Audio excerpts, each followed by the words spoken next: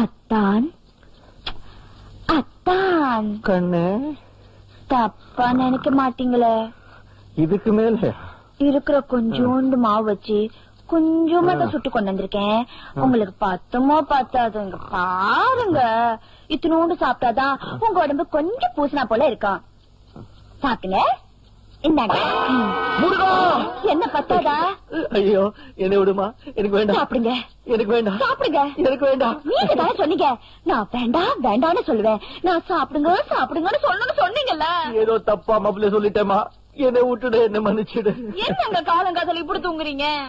காலங்காத்தால அடியே அடியே அடைச்ச அங்க பாடி டைம் எவ்வளவு ஆகுதுன்னு. மணி 2 தான் ஆகுது. நான் 6 மணிக்கு தான் நினைச்சிட்டு இருக்கேன். நண்டு கிடைக்கிறான் நண்டு.